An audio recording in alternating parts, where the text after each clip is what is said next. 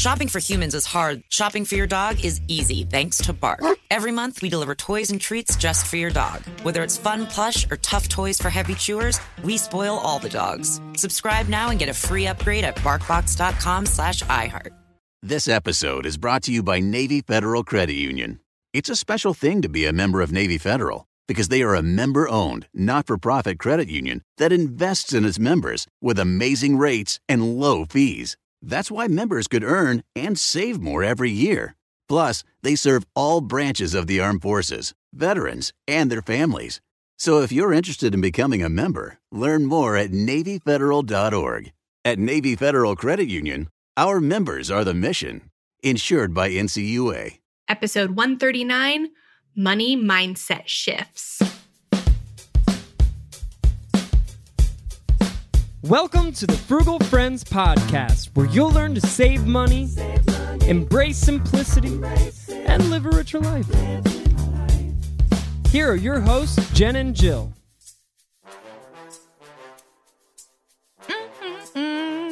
Welcome to the Frugal Friends podcast. My name is Jen. My name is Jill. And today we are talking about mindset. Your vibrations and frequencies on the earth and what wavelength you are at. I'm just kidding. We're not talking about that at all. We're talking about the psychology about your money mindset and its parallels to what you achieve financially. Yes. The integration of your whole person. Your mental health, your financial health and well-being, all aspects of who you are, because they're connected and we're never going to stop talking about how connected they are. Absolutely. And we're also never going to stop talking about our sponsors. The Frugal Friends Workbook. Ooh. This is still so exciting to me, and I nearly can't not sing the title. If you're starting to think about how you're going to do better with your finances in the new year, but you already know you're not going to make a complete 180-degree life change, then check out the Frugal Friends Workbook. It is a digital workbook with 6 week-long challenges that turn improving your finances into a game. In addition to the challenges, you'll get 60 pages of teaching and implementation guidance.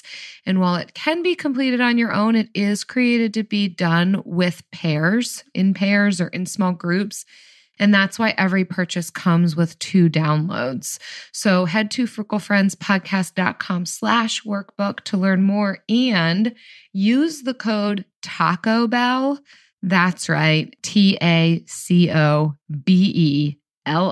all one word, and get $10 off the regular price. Yes. And today's episode is also brought to you by childhood. That nostalgic period where you may have had to make your own bed, but you didn't have to pay bills. Your childhood wants you to know that you may be an adult, but it's still around, creeping in the crevasses of your brain, waiting until an NSYNC song comes on the radio, or you see 90s fashion come back in style. Everything else was a dumpster fire this year. Why not fashion too?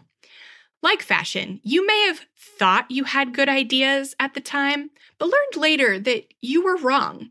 So let your childhood remind you that thoughts are flexible and you can change them at any time. Childhood. The things you thought when you were 7, 17, or even 27 may not be accurate today. Oh, good word. Man, after that sponsor, we can really just wrap it up. That's it. Short and sweet today. Bye. Oh, so many nuggets of goodies in there, but we'll let you all ponder it and get into these headlines, baby. Yes. If you need to take a minute, though, to meditate, it's totally fine. Just hit the pause button. Yeah, we're going to keep going with our first article from Business Insider. And it is 12 negative thoughts about money that are holding you back. Yes. Oh, so good. So we're just going to go through some of the top ones that stood out to us. I will say I kind of picked the ones that I used to tell myself, which is why they stood out to me. So you're getting a little bit of both, a little insight into me and then just some of the highlights. The first one that can be a barrier to us getting at our financial goals is I don't make enough to save. If you've ever told yourself this before, this article is trying to prove us all wrong by saying there is not a minimum threshold here to be able to say, you know what, I can get at some savings goals. I may not make enough to put massive amounts aside, but doing the small thing and the little step, ultimately to build the muscle. The goal is not to stay in a place of low income, low wage, but we still do need to practice saving. And just clinging to this idea of I don't make enough to save, that's not going to go away if we don't actively work to make that thought go away. Because regardless of whether or not we increase our money, we might still stay married to this thought. Absolutely. Yeah. I mean, this was my thought too for most of my time after I graduated college. And I guess it just came from not ever having quote unquote enough. But yet I always had enough money to buy Starbucks and like other little things. But I just felt like saving and paying off debt was a big thing. And I had never done anything big in my life. And so I thought I can't do anything big. So yeah, that was kind of where I was at on it. Yeah, an all or nothing mentality, which we can have in a variety of aspects of our personhood. Well, I need a 3-week vacation in Indonesia. And if I can't get that, then I just won't have a vacation, right? Like, and we can apply these types of things to any aspect of our lives. Like, well, I need to be saving. I need to be maxing out my 401k. And if I can't do that, then why even have one? That's just like, we can get ourselves into this trap when the reality is anything you can put away helps to secure your financial future. Absolutely. And we are big proponents of small steps. So they're not as sexy as big steps, obviously. Like we all want to be the story that paid off 6 figures in 9 months. And that story does not exist, like in the real world. You hear about these things on the internet and on social media because they are exceptions, because they are extraordinary, but they're not ordinary. And it's okay to be ordinary. It's very okay to be ordinary. Thanks, Jen. Absolutely. The fourth one on this list is you think I'll never pay off my school loans. So this was me all the way. Mainly the reason is because I didn't think I made enough. And so I would save. If I made a little extra, I would save it because I had the scarcity mindset that I need this money. Like something's going to happen to me and I need to have this money. And obviously it's smart to have an emergency fund, but I was making enough to start repaying my debt. Again, it was so big, I didn't think I could do it. So I wouldn't even make small steps. And we talked about this a lot last episode, but it wasn't until we were paying it off. It wasn't until we were like 5 months in that I thought, oh my God, I can pay this off. Like I didn't think we could do it when we started and we just kept going. I just kept myself distracted. I didn't let myself think about the magnitude of it. I just kept myself distracted with making money. And that was really my method. That was honestly what I did. And by the time I looked up, after I got over my shingles, we were on this path to significantly decreasing the amount of time it was going to take to pay off our debt. Yeah. The other one that stands out to me on this list is number 7, where we might think, I can only make so much money in my chosen field. Bum, bum, bum. This has been me. And I can find myself in that trap occasionally as well. And ultimately what this does is limits us to, okay, so if I'm not going to make much money in this field, then I'm just going to resign myself to not even hardly setting any goals. And the reality is a lot of times we'll base this off of maybe what we perceive to be the top earners in our field and think, well, that's the cap. If anything, I'll make what they make and it's still not a ton of money. And so, okay, this is just my life. And we resign ourselves to this certain kind of lifestyle versus if we were able to shift our mindset and our expectations to be able to discover new opportunities. This article even prompts us to consider what's the biggest problem facing the industry or the field that you're in. And if you are able to be a part of that solution, my goodness, yes, you will be rewarded nicely. Mm-hmm. Maybe not all of us are going to be that level of entrepreneur, but it is worth breaking out of these types of mindsets to say, I don't have to limit myself there of, well, maybe I'll only make as much as whoever I perceive to be making the most in this field. It can be a fallacy. I can only make so much in my chosen field. I definitely, as a social worker, working in my field, make far more right now than I thought I could. And I'm doing things I thought I wouldn't be able to do. I get to travel internationally as a social worker. I never thought that that was a possibility working in the field. Maybe if you exited the field and you did something cool, you could travel internationally for it.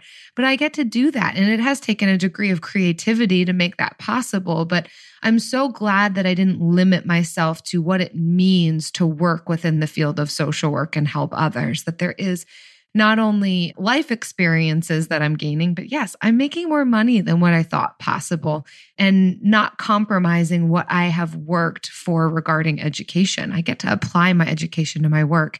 And it's way different than what I thought it could have been in my early 20s. And I'm grateful for that. And I share that just to say, we don't have to limit ourselves just based off of like a small understanding of what we think our roles are or could be. Yes. Let's all take a breath together, collective breath, if you're listening to this in your car, and sit and repeat after me. Money is easy to come by. Money is easy to make. That feels really hard for me to like follow that. Right? Yeah. But here's the thing. You know what's difficult to make? Time. Time is difficult to make. Time is impossible to make. And when you compare it to time, money is easy to make. It is easy. And it took me a really long time. And I say that, and I'm still on the journey to actually believing that. And one of the big things that has helped me kind of believe that money is easy to make is listening to the stories of other people in my industry that are actually uber successful. So like outrageously, extraordinarily successful. I don't ever want to be there, nor do I believe I can be there. So I'm like still limiting my belief. But I listen to them and I'm like, oh my God, they are there. So I can at least be here, which is a far cry from where I thought I could be. And every year when I get better, I get further and I get closer to those people who I think are extraordinary. So I highly recommend listening to podcasts and trying to find people in your field or in the field you want to be that are doing extraordinary things. And that's going to help you believe that you can do it too. Yeah. Oh.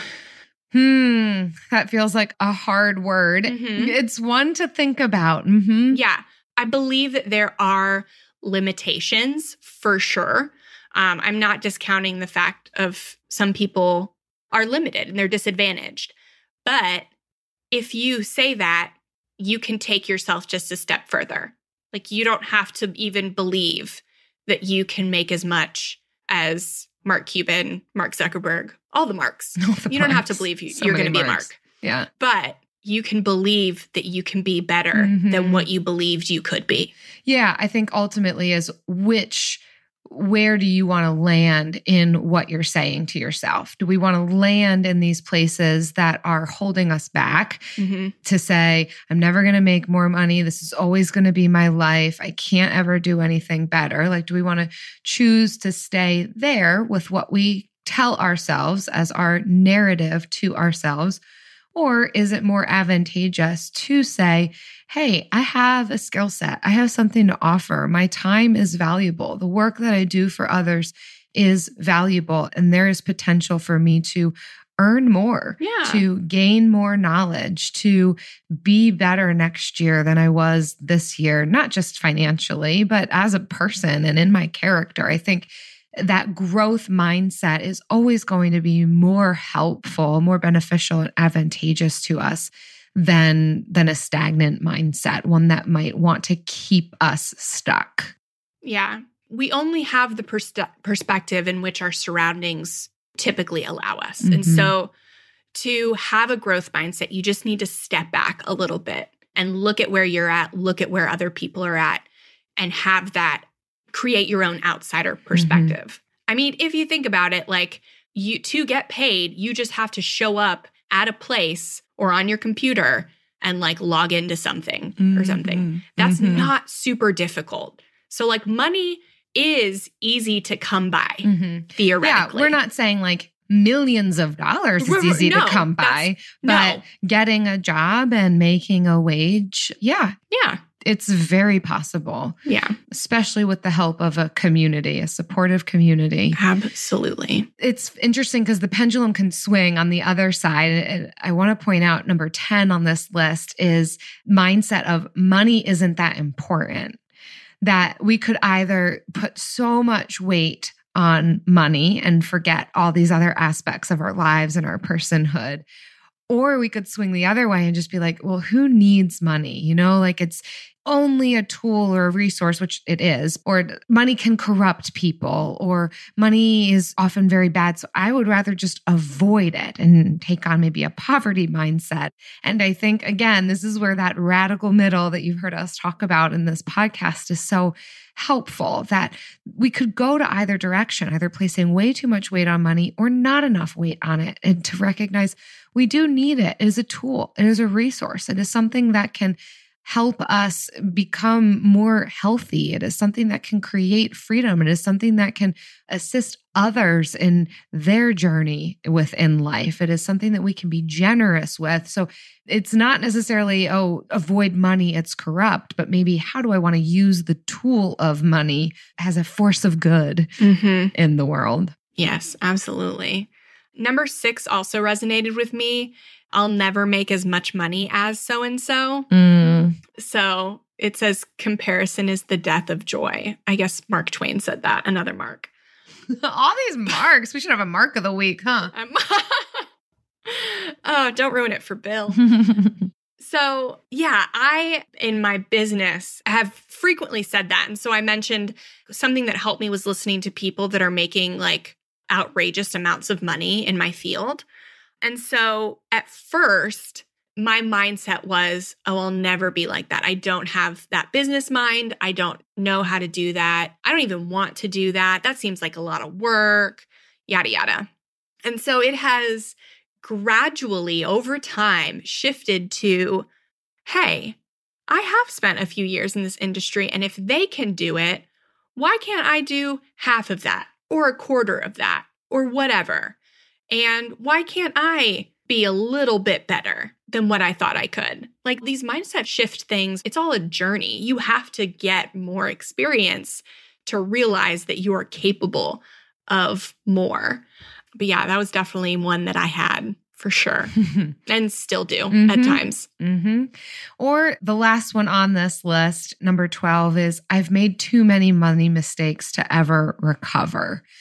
Oh, this is a devastating one and does speak to a great deal of some hardship and probably some downcastness in the financial landscape if this is a mindset that's being adopted. But the reality is no, if you're still living and breathing, taking in oxygen, then you're not too far deep to recover from your money mistakes. Yes. We can always do a little bit better the next day and the next day and the next day. I think this is a place of hopelessness. And that is devastating to feel like there is no hope, but to recognize this is a mindset that's happening that can be shifted. This is a story that we are telling ourselves that we can choose to not tell ourselves. that, no, I don't think it's true that any one of us can reach a place of, too many money mistakes, I'll never recover. Yes. That perpetuates that cycle. That's what that mindset does. And I think of so many other things in life too, that maybe in relationships or in jobs that you want to go for. I can think of so many other times where I've seen people think that I've fallen too many times. It's not worth getting back up. And I think if you've seen any movies, it's that last time that you get back up. That's the time they make a movie about it.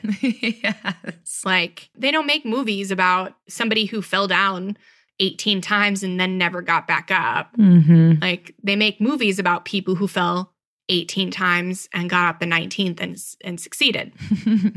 So all that to say, they may not make a movie about you. Just press on until it finally happens. Yeah. Keep doing it. And so the last one on this list that I wanted to mention was number 11, but I wanted to change it slightly. So on here it says, you think, I'm not checking my credit card balance because I don't want to know. So I switched that to, I'm not checking my budget because I don't want to know. Yes. I am a horrible budgeter, naturally. My business is called Modern Frugality because I prefer to just not spend money versus budgeting to spend it. I don't love tracking everything and planning to that detail. So there are definitely times where I would make a budget, and still, even now, make a budget, and then I'll make one purchase that I didn't plan on. And then I'm like, I'm just not going to check the budget. I'm just not going to spend anything. Or I just keep spending. More often now, it's like, I'm just not going to spend anything else because I don't want to look at my budget. It's a weird phenomenon that like, I don't want to look at it, as if that's going to make it not true or as if that's going to help in making anything better. But we do this. I can't quite explain why, but we do. It's weird. I don't know. It's still like all of these things are ebb and flow in my head. Some days I do good, other days I fall back into it. And it's because they have been ingrained in me since childhood. Yeah. So it's hard to change how I look about money. And I've already changed so much. Yeah. I have come so far in the past 5 years. And I have to give myself some grace. And you should give yourself some grace too. Like, you're already making like changes that are leaps and bounds from what you were. Yeah. So when you can't be perfect, have grace for yourself. I like what you're pointing out, Jen, about and our sponsor, thank you, childhood, the way that some of these thinking patterns are so ingrained in us. And sometimes we don't even realize it, or even realize that it's a mindset that needs shifting, or a mindset that is holding us back from any given goal. But this is where so much of our behaviors start, is in our minds and in our thought processes. And if we can rein that in, we do have the potential of changing our behaviors, which can relate to actually meeting financial goals. I want to also, just to bring this a bit to the mental health level, the clinical level, what we're talking about here with these mindsets are cognitive distortions. Like, that's the clinical term for what we're describing.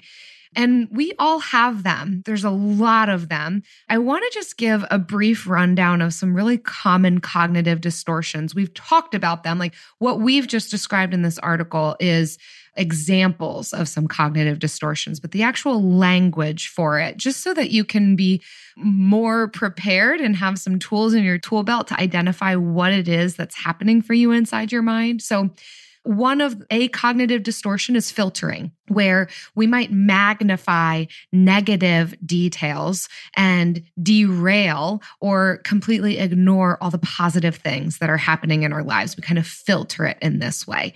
That's something that we can do related to our finances. Another cognitive distortion is polarized thinking, or what we might describe as black and white. It's either this or it's that. It's all or it's nothing, kind of like what we were talking about before. Like, either I can save a bunch of money or I can't at all, so might as well not do it. That's a cognitive distortion. You may have seen this cognitive distortion in October of 2020. Yes. A lot. Oh, gosh. Yes. We all fall victim to some of these, maybe all of these, any given moment. Another one is overgeneralization, to reach a conclusion based on a single incident or one piece of evidence and just completely overgeneralize. Another is to quickly jump to conclusions based on a few facts. Another cognitive distortion is to catastrophize any given circumstance, of imagining that this is just a massive tragedy that is happening when really it might not be as major as we're making it out to be. Fallacy of fairness, blaming, shoulds, or labeling. So many, right? And so if you're more interested in this, certainly it's something that you can look up. I'll link an article in our show notes too, just laying out a good deal of common cognitive distortions. And this is something that a therapist, a counselor could help you to identify in your life, whether it's related to finances or not. But cognitive distortions can be found in our financial lives. And we've just given a bunch of examples of them. And the goal is not to remain in these cognitive distortions, to identify them and move out of them so that your life can be aimed at well-being and financial freedom and getting at the goals that you want to get at. It oftentimes starts in our mind. And if we're able to recognize where these things are happening, change some of our mindsets, change our perspectives, change the narrative that's happening, we will do much better in our actual behaviors. Good word. Well, that's it, folks. That's all for today. Hashtag childhood. Yes. But we can go over this other article. It may be helpful. It's from Psychology Today, and it's 4 steps to release limiting beliefs learned from childhood, or some of these cognitive distortions that you may have from childhood. So I really liked short, succinct processes. Yeah. And I love that this one's 4 steps, strategic, and can help you like leaps and bounds become better financially. Yeah. What this is it's laying out a therapeutic technique and intervention that can be done on your own. If you're recognizing that you're having a lot of difficulty doing this on your own, then maybe getting a buddy to help you or seeing a counselor or a therapist. They can absolutely help you through this process. And it's related to what we've talked about in the past of thoughts influence our feelings, influence our behaviors. It goes in that cycle. And so if we can catch it at the thought level, we can then help to influence our own feelings and our behaviors out of that. And yes, this is absolutely a principle that we can apply to our financial lives. So step 1 is to write it down. What is, this article chooses the term limiting belief. We could say cognitive distortion. We could say internal narrative. Pick your wording and verbiage. Doesn't matter. It's all the same concept. What is it? What is the phrase that's going through your mind that is keeping you from being able to get at some of these goals that you have for yourself, or what's holding you back? Again, we gave a lot of examples in that first article of I'll never make enough money, money's bad, you name it. What is it that you're telling yourself about money? And write it down. Yes. And step 2 is to acknowledge that these are beliefs, not truths. They say this is the hardest step. And even like a common quote is, people will respond, but my limitations are real. So here's the place where choice comes in. Which are you more interested in? Defending your limitations to the death or achieving your goals and desires? There's a quote from an author in here. She says, when we argue for our limitations, we get to keep them. So you choose. Yeah. I read another article that had a similar 4-step process. And on this one, it said, it kind of like, give in to your beliefs or acknowledge your beliefs and be like, if you say you're not good enough, then say, okay, I believe I'm not good enough, and speak that out, but define that it is a belief and not the truth. Mm-hmm. and acknowledge that. Mm-hmm. So, but I like this one a lot. When we argue for our limitations, we get to keep them. Yeah. And where do you want to spend the majority of your time, energy, and attention on proving that you'll never do better or shifting the mindset and see if something else is possible for you? Mm-hmm. I like step 3. I like the way that they word it. It says, try on a different belief. I love this word picture of trying it on. I think it helps with step 2, the initial like cringe factor of step 2, where every part of us wants to be like, no, this is real. And I don't want to let go of this because in some weird way, it feels protective. But to say, try it on because you can always take it off. See what it looks like. Get into the fitting room if it's open, if it's not COVID. It's pants, and you try them on one leg at a time. Yes, exactly. I just love this idea that you could try it. Mm-hmm. Just try it. It makes it so much less scary, so much more freedom and choice in that process. And so what it's saying is, let's figure out what we might be able to replace this with, rather than saying, I'll never be able to make as much money as so-and-so. What if we said, I might be able to make X amount of money? What if we took away the comparison with even another person and just said, I think that I'd be able to increase my salary by 15% next year, right? Like if we just try on a different attitude or narrative for ourselves or repeated a certain goal, try it on, see what happens in your thoughts, feelings, and behaviors as a result of that. Yeah, you don't even have to give it a number or a value if you don't want to. Just being like, I will increase my income every year. Mm-hmm. And whatever that is, if you do it, you've succeeded. Yeah. You know? They give an example of, my financial difficulties in the past have taught me so much that I'm fully prepared to handle them now. Whew, that feels powerful. Yes. And it's such a different approach from, I'm too far gone to ever come back from the financial decisions I've made. Yeah. My starting line is so far behind everyone else's that it doesn't even make sense. Like I'll never get to where they are. It doesn't make sense to try. Yeah. Now that I've been in an unhealthy relationship, I've learned what to look for in a happy, loving partner. Yes. Powerful stuff. Yeah. I love it. So try on your different belief. And then step 4 is take different action. So this is really scary, but you have to act as if your new belief is true. In other words, you really are the kind of woman men adore. Or if you really were, how would you act at parties? Or money really is easy to come by. So how would you act when you're looking for side hustles? Try acting out what you would do if your new belief was actually true. So you don't even have to believe it's true yet. Yeah.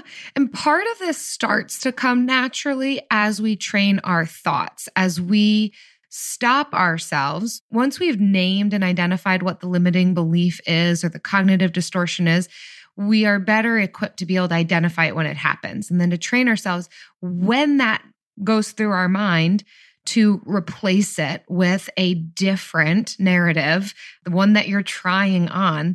And as you continue to do that, it will just start to shift your actions. There will come a point where you don't have to actively focus on changing your behavior if you're able to catch it at the thought level.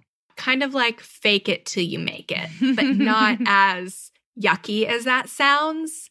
Because you're not faking anything. You're just trying something new and you're getting bigger pants. Like if you're a kid, not if you're like a full-grown woman, but you're getting bigger pants that you want to fit into. And you're wearing them with a belt at first until you're old enough to really fit into them. But you're getting the bigger pants because That you're a child illustration and makes me not feel a full-grown weird. woman.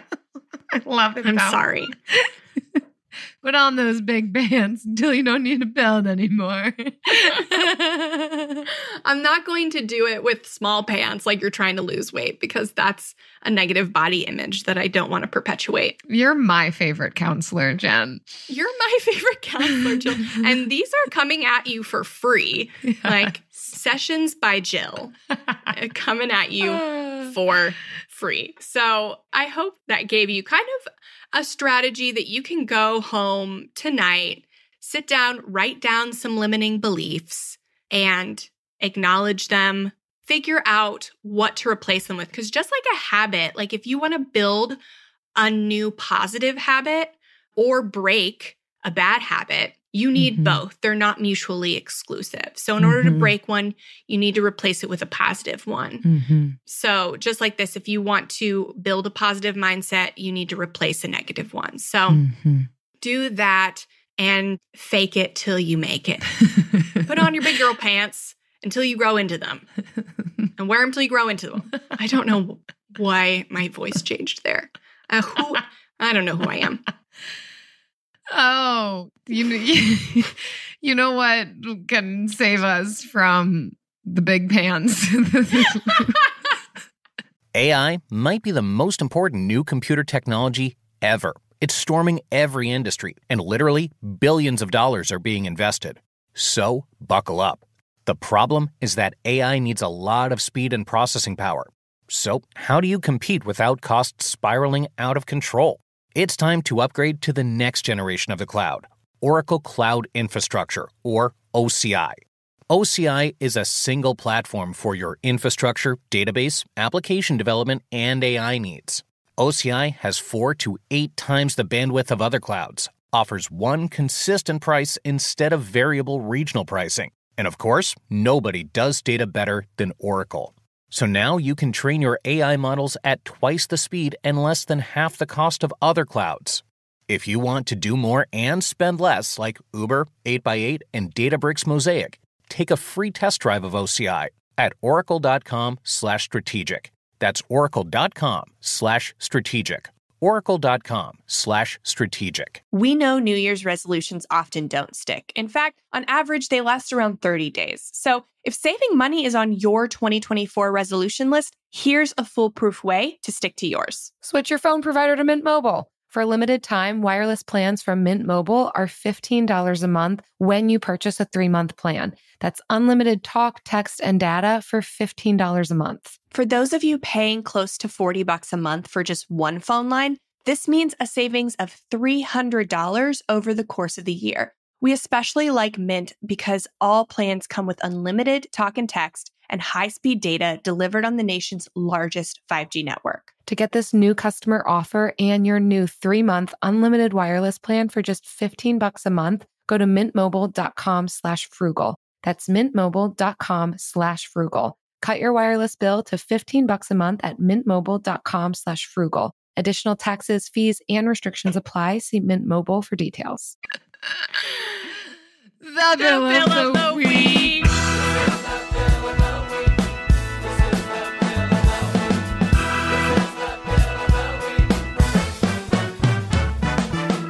That's right. It's time for the best minute of your entire week. Maybe a baby was born and his name is William. Maybe you paid off your mortgage. Maybe your car died and you're happy to not have to pay that bill anymore. Duck bills, Buffalo Bills, Bill Clinton. This is the bill of the week. Hi, Jen and Jill. My name is Allison, and my bill of the week is not a specific bill, but a group of bills that I call non-routine expenses. These are bills that I pay once or a few times per year, such as oil changes, annual subscriptions like Amazon, haircuts, 10 class passes for yoga, vet appointments for my cat, etc. I would make what I thought were these amazing comprehensive budgets in Excel and then feel like I could never stick to them because I would end up overspending in so many categories. So a couple of years ago, I made a spreadsheet outlining and categorizing these non-routine expenses that occur over the year, and it totaled over $4,000 of my annual spending that I was not accounting for properly in my budget. I now have a few categories for my non-routine expenses that I've figured out the annual total for and divided by 12. I save those monthly amounts each month, so when one of the bills comes due, I already have that money allocated. I have a lot more control over my budget now, and it isn't as stressful when these bills come due. Allison, so smart. Yes, that's it. That's how you do it. That is how you do it. I like the way that you've gone about this. I think sometimes people can just say, here's a target amount of money to save for emergencies, quote unquote. But what you're describing isn't an emergency. We wouldn't want to go into an emergency fund for that. It's the non-routine expense, but still just an expense to plan for. And just the methodical way that you've looked at your budget, looked at what that spending has been, and then accounted for that throughout the year. I love it. What a great tip. Yes, I have a budgeting course, and that's exactly what I teach in it, because it does save you so much like mental anguish from thinking that you are busting your budget every month. But really, it's because you need this extra fund between a miscellaneous fund and an emergency fund for all of these. So way to go figuring that out, Allison. And if you figured out something fun that's bill related, please send it to us, frugalfriendspodcast.com/bill, and leave us yo bill. Hi, I'm Martine Hackett, and I'm hosting the second season of Untold Stories, Life with a Severe Autoimmune Condition, a production from Ruby Studio in partnership with Argenix, sharing real stories of MG, CIDP, and other autoimmune conditions. We hope to share inspiration and educate the larger community about these severe and often overlooked conditions. I can't fix this, I can't cure this. And, I'll take my treatment day by day, but I want to try to be engaged, be involved, or be as helpful as I feel I can with the limitations I have of working full time to children. So I participate in market research to provide information to hopefully benefit others, because it's a small margin of people that have the myasthenia, but then to get pregnant, it's an even more narrow margin. And you can't ever have too much information as an epidemiologist. Yeah, exactly, right? Listen to Untold Stories, Life with a Severe Autoimmune Condition on the iHeartRadio app or wherever you get your podcasts. Shopping for humans is hard. Shopping for your dog is easy, thanks to Bark. Every month, we deliver toys and treats just for your dog. They deserve to be spoiled anyway. At Bark, we send your dog a whole new collection of toys and treats made just for them every single month. Whether it's our fun plush toys from BarkBox or our ultra tough toys from Super Chewer, we give your dog exactly what they want. For a limited time, we'll double your first box for free. To get your free upgrade, go to barkbox.com/iHeart. And now it's time for The lightning round. the lightning round.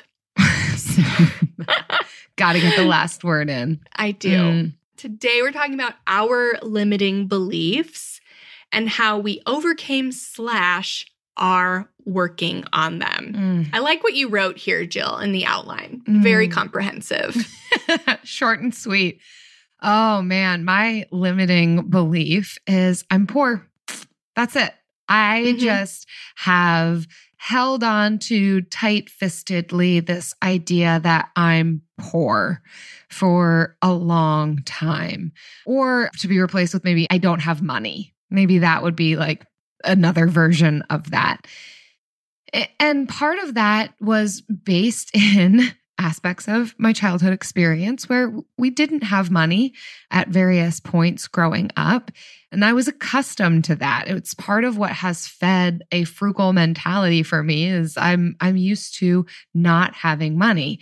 In my early years of marriage, college, didn't have money in college, got married, didn't have much money. And I just kind of continued to hold on to that belief and almost allowed it to define who I was. I really did. And this is even hard to admit and say. I think there were aspects of pride that I took in how little money I had and was still living, and almost used it as this thing to talk about and prove myself in a weird way of how little money I had and how much more money other people had than me and how savvy and resourceful I had to be because I was so quote unquote poor. And I don't have a timing on the exact pivot point of this, but I do remember at some point just feeling quite convicted in myself for holding on to this idea of I'm poor. You know what? I think it was in college. in studying social work and in realizing what poverty actually meant. And while my finances showed me that I was below the poverty line, in life and relationships and support network, I was not poor. I was actually quite wealthy. And even recognizing the privilege that I had that, okay, even though I'm below the poverty line, and maybe there are days when I'm like, oh, what's for dinner? What are we going to do? I knew that I would never find myself in a position where I am literally sleeping on the streets because we were in positions of having family and friends who love us, who would always take us in. And to me, being poor would be not having that, right? Like that to me is truly finding yourself in a poverty situation where you don't have access to those resources. And I felt convicted, like, I can't claim this. This is not mine to say that I am struggling with this aspect of life. Like, I need to stop saying this because it's not true. Maybe I don't make a lot of money, but I'm not poor. I'm wealthy in many, many ways. And me claiming this is also leading to discontentment and in some ways some entitlement in different aspects of my life. So I just really felt as though I need to stop saying this. Even if I don't make a lot of money, I cannot keep claiming that I'm poor. I don't have money. And so I did. I stopped saying it just because I felt like so bad about saying it, like the realities that other people are living in. And I don't know if I can fully place it on this or not, but throughout life, I have started to make more money. And now I genuinely cannot say I don't even make below the poverty line. I make well above the poverty line now, just financially speaking. And I would say my mindset and perspective has to be a part of that. Not allowing myself to say, all right, I'm a social worker. I'm just forever and always going to make below the poverty line. But to say, no, it's possible to make enough to live off of as a social worker. I don't have to become some business tycoon to make a lot of money. I can make a livable wage. I started saying that. And I think there was some other social workers who kind of challenged me in that. Like, don't keep saying like, oh, we make nothing. Social workers, we make nothing. No, you make something. You do make something and you agree to what you make and you can make it livable. So start saying that. And I did. And it is becoming more and more livable for me. I love that. Oof, yes. And that's so healthy to realize like poverty is not just the amount of money that you have. There are a lot of other things that go with it. And I love that. I feel similarly about when I see those memes that are like $7,000 in my savings account, $200 in my checking account. Me, I'm broke. Mm-hmm. You're not broke. You're making a cognizant decision to not spend elsewhere. You're not broke. That's a bad mindset to have. So mine is similar. It's a scarcity mindset, which I feel like would be in parallel. Even when I was in debt, like I think I had $7,000 in saving and probably $200 in checking. And I said that. I said, I'm broke. I can't afford, specifically too broke to pay off debt. Like I could still afford my Starbucks and all those little things. Because when I was growing up, we could never afford family vacations or home upgrades or cars or anything big. If it was big, we couldn't afford it. But if it was little, like candles and soap and planners and all this stuff, toys, we could afford it. So that has been something that has stuck with me. So now that I own my own business, I feel the same way. Like I can afford small things, but I can't afford big things that would make the business run more efficiently or would grow the business. And it's untrue. It's wildly untrue because I see the bank account and the money is there, but I can't part with it. So it's the same mindset I had 6-7 years ago. It rears its head in a different form. So all that to say, like the money mindsets that you struggle with, even if you get over one aspect of it, it can come back in different ways. Yeah. And that's how it comes back for me. Yeah. And that's why this is a journey of frugality and learning ourselves and one another in this process. And it's okay. Like we're never going to fully arrive anywhere. And yeah, we'll hit some of these difficulties in different ways at different points in this. But I think recognizing, as you're saying, this is what it is. Oh, here it is. It took on a little bit of a different shade, but it's the same thing. And you know what, Jen? You've conquered it before and you can conquer it again. I believe that. And then I come to this thing trying to not just spend money for the sake of it to overcome this mindset. And then I have okay, so what is the most efficient way? But that stretches me to learn more. Yeah. And that's healthy too. That's my story. So good. Love to hear in our Frugal Friends community group on Facebook. If you're in it, if you're not, come join us. But tell us about some of your limiting beliefs or things that you kind of tell yourself and maybe how you've overcome them, how you are currently overcoming them, or if you just feel stuck, like, all right, I know that this is what I'm thinking, but how do I move past it? Reach out and let's chat there. Yeah. Thanks everyone so much for listening. We want to thank you for your kind reviews on iTunes and Stitcher. Like this one, comes from Alberton 101, says, love this, happens to be 5 stars. Short and sweet, they say, so glad I found this podcast. Such great information. Currently binge listening. I love a good binge. I love a binger. Yes. They are my favorite.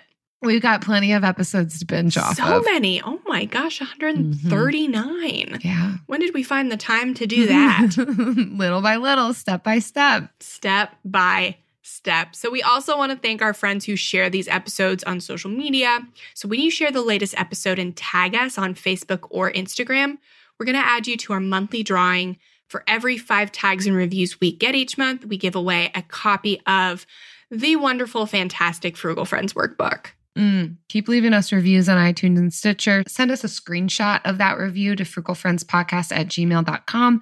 That also enters you into the drawing. Also tag us on social. And just keep hanging out with us. frugalfriendspodcast.com/group. Slide into my DMs. Like, come on. Let's overcome our negative money mindsets and our limiting beliefs together.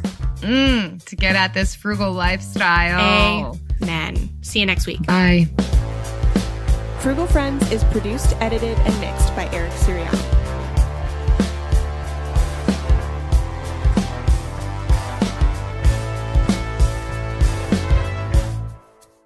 Well, it is December 18th.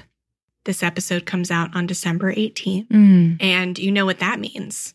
Christmas is coming. Yes. I'm excited for our Christmas episode. Yes. I don't know who's going to listen to us on Christmas Day, but it'll be an honor to whoever chooses to let us join their family festivities. Oh my gosh. What are you most looking forward to week of Christmas? Being with my nephews and niece. I have not ever been with shared actual Christmas Day with my sister and her husband and my niece and nephews. I've always seen them around the holiday, but never actually on Christmas Day. So this feels like an absolute treat that I am so looking forward to. Yeah. That's awesome. What about you? So every Christmas Eve, we go to Travis's dad's side of the family and they do a game. It's like a white elephant gift exchange, but grandma buys all the gifts and they're like dollar store things. And everybody has their thing and you get to do like 3 rounds of it because it's such cheap stuff. Everyone has their thing that grandma knows that they like. And so people are fighting over their things. That's amazing. So like for Travis's 2 uncles, it's these socks, these high ankle socks. They fight over them. Not that they could ever go to the dollar store and get them themselves. Right? It's just so funny to watch. And then there's candy. And so the kids are not allowed to play. This is an adult game. That's amazing. And like once you are able to play, like you've ascended into adulthood. Wow. So like some of the teenagers are playing and oh my gosh, mine has always been hand soap. Ooh. And I feel like it's going to get more competitive this year for the hand soap. This is my thing. This has always been my thing. Yeah. I'm going to just go in there and be like, hey, I've been in this family for 6 years now. And you know hand soap's always been my thing. Yeah. Just because it's 2020. So cough it up. Oh, no. Yeah. Don't cough it up. Hand it over with the rubber gloves. Yes. So I look forward to that game every year. It is very fun. So yeah, that's what I'm looking forward to. Hopefully getting some hand soap. Oh, amazing. You know what, Jen? If you don't get hand soap, I'll give you some hand soap. It's the principle. Actually, I bought hand soap this year for the first time, probably in my married life. I had to buy hand soap. Because all the Christmases, you get enough hand soap. Yeah. Oh, yeah. That's great. So I don't actually need the hand soap, but it's the principle this year. Well, I hope you come in with a win. Thank you. Well, I'll let you know. We'll stay tuned. I'll let you know. Bye. Bring home Napoleon. Destiny has brought me here. The action epic from acclaimed director Ridley Scott. What is your name? Napoleon. You are the greatest leader in the history of the world. Witness the rise. You are nothing without me. Of the legend. Starring Academy Award winner Joaquin Phoenix and Vanessa Kirby. I'm the first to admit when I make a mistake. I simply never do. Napoleon. Buy or rent on digital now. Rated R. Need an easy button to feed your baby? Baby Brezza's Formula Pro Advanced makes a perfectly mixed warm formula bottle automatically at the push of a button. No air bubbles, no fuss. Literally, choose your temp, select your ounces, push start, and you're done. Works with virtually all formulas and bottles. Say goodbye to the 3 a.m. feeding chaos and hello to this revolutionary stress-free solution. Raising a baby is hard enough. Let Baby Brezza make feeding a breeze. Get your Formula Pro Advanced at babybrezza.com.